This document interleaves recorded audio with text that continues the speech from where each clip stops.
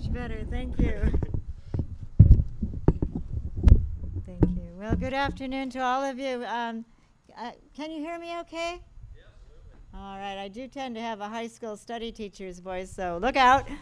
I'm very pleased to be here. What a gorgeous day to watch birds and squirrels and children and to be here together with a longing that is felt, no doubt, in parts all over the world, a longing for Bradley Manning. Don't hurt him. Don't hurt him any more than he's already been hurt. A longing that somehow he could be recognized for what he did do, which I think has a heroic nature to it, a longing to better know him. It's so hard to know much about him because he's been so isolated. A longing that somehow we could change, we could be people who would be willing to look at the truths that Bradley Manning has exposed. I know a little bit about prison. I sometimes joke and say that I was a bit prepared, extra prepared to go to maximum security prison. I did 1 year in a maximum security prison, and I taught in Catholic girls' high schools in the 70s, so in a way I was a little bit ready for that. She had it coming. I don't at all want to say that I approve of prisons, but I did find that it was a world of locked up beauty. I don't know where they keep the bad sisters. I've been in minimum security prison for 3 months, maximum for a year, and I've never yet met the ones that are supposed to be frightening and terrifying. But I do know that there is a lot of criminal behavior that goes around in our world because of wars and planning for wars and using weapons and ripping apart children's bodies and people who've never meant us any harm, being bereaved and full of grief that will never go away, their arms longing for loved ones that will never return. So I want to talk with you about something that I learned that has everything to do with longing inside of a women's prison. And I tell this story thinking about the longing that so many people feel today, thinking about Bradley Manning. I was in prison in 2004 on May 1st, and that was the day that was the anniversary of the day when President Bush had stood on an aircraft carrier and declared mission accomplished in regard to Iraq and the shock and awe bombing. And I'd been in Iraq during the shock and awe bombing, and it was shocking and it was awful, but I don't believe anything good was accomplished. So it was appropriate for me to be inside of a prison. When I came back, I was very ready to cross the line in a sense and express that I couldn't myself be in cooperation with what the United States had done in Iraq. So I was in the prison library trying to write an article actually about that 1 year, I suppose, anniversary of the mission accomplished statement. And when all of a sudden some women came rushing into the library, other prisoners, and they said, "Oh, girl, you got to come with us. You got to see what's on CNN right now." And I went with them. We kind of raced across the compound. I thought, well, was there a tsunami or a typhoon or some natural disaster? But in fact, CNN was just releasing the photographs that I think have now become almost iconic. Those of you who are closer to me in age, I know you will remember them. The man and the dog, the man on a leash, the man standing on top of the milk crate, the pyramid of naked men. And these were the pictures that had emerged from Abu Ghraib. And the women that had come to get me to see what CNN was showing were deeply upset. And at first I thought, well, they're upset because they're prisoners and they can identify with the loss of control and the inability to affect your circumstances. But then as I listened more and I saw tears going down the face of one of the women, I realized, no. What they're expressing is patriotism. They were asking me, what's going on over there? And asking each other, what's happening to our country? And then the question came, what can we do about this? And this was being directed toward me, and I said, well, not too much, we're in prison. And this is what they did.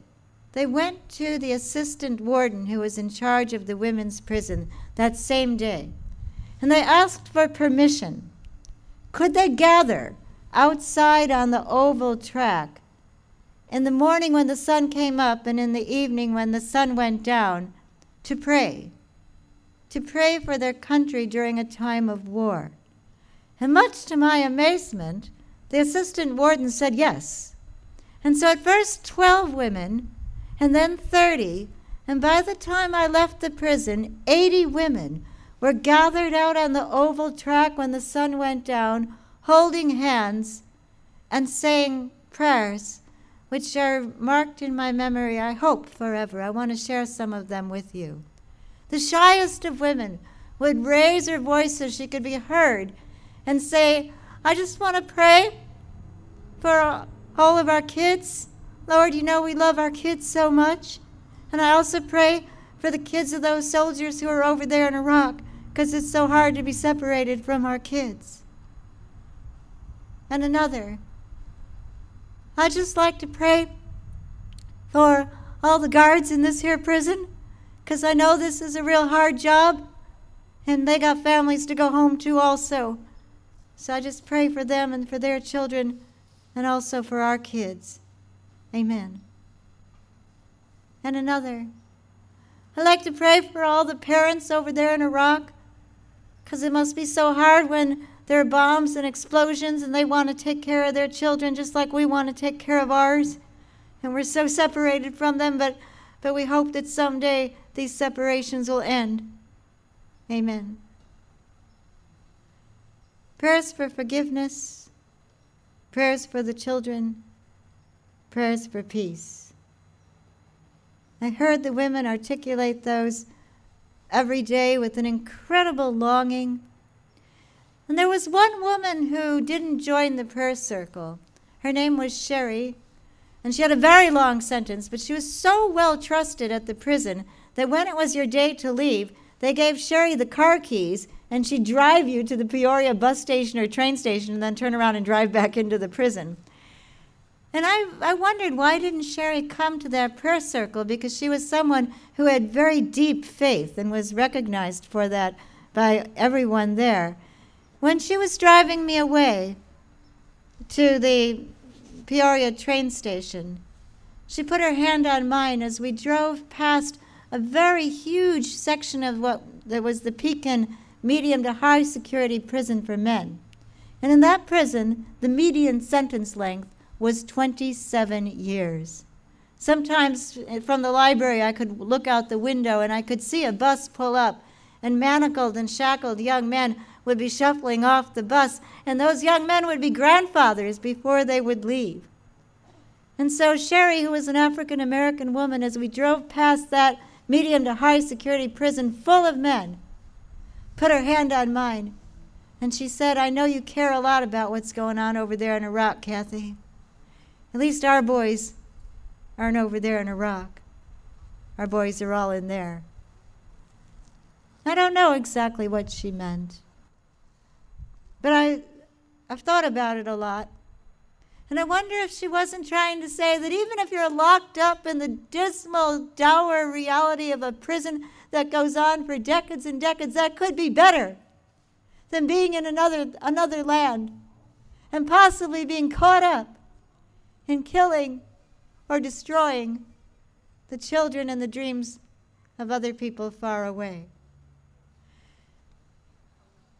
I think the most dangerous leak that was made at about the time when Bradley Manning is accused of having leaked confidential government information, the most dangerous leak was made by General McChrystal.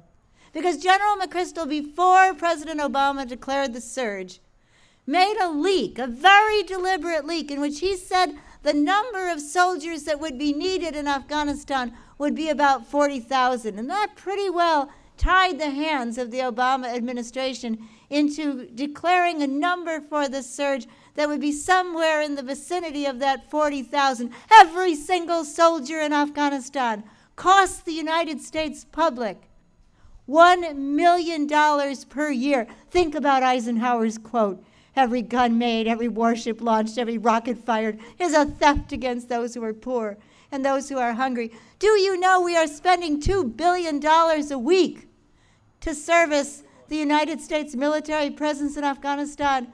There's a wonderful Italian hospital not so far from a major sprawling United States military base And the chief logistician of that hospital, a man named Emmanuel Nanini, said to me, knowing that it costs $1 million to keep one U.S. soldier there for 1 year, Kathy, just so you let 6 of them go and give me this money, what I do with $6 million?